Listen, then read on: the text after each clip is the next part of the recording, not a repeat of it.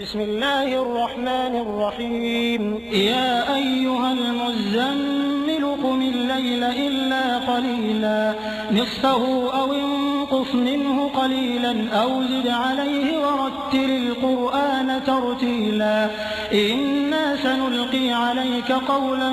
ثقيلا إن ناشئة الليل هي أشد وطئا وأقوم قيلا إن لك في النهار سبحا طويلا واذكر اسم ربك وتبتل إليه تبتيلا رب المشرق والمغرب لا إله إلا هو فاتخذه وكيلا واصبر على ما يقولون واهجرهم هجرا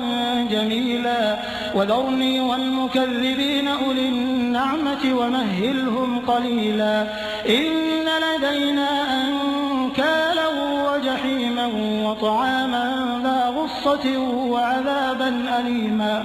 يوم ترجف الأرض والجبال وكانت الجبال كثيبا مهيلا إنا أرسلنا إليكم رسولا شاهدا عليكم كما أرسلنا إلى فرعون رسولا فعصى فرعون الرسول فأخذناه أخذا وبيلا فكيف تتقون إن كفرتم يوما يجعل الولدان شيبا السماء منفطر به كان وعده مفعولا إن هذه تذكرة فمن شاء اتخذ إلى ربه سبيلا إن ربك يعلم أنك تقوم أدنى من ثلثي الليل ونصفه وثلثه وطائفة من الذين معك والله يقدر الليل والنهار علم أن لن تحصوه فتاب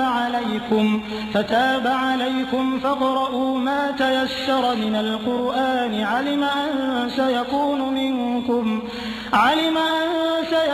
منكم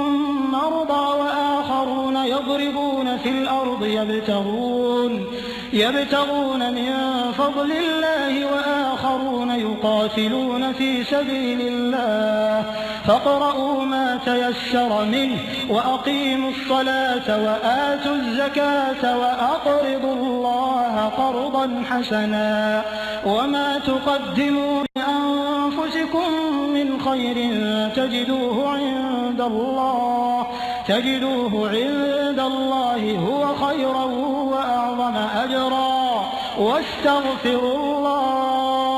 واستغفروا الله إن الله غفور رحيم.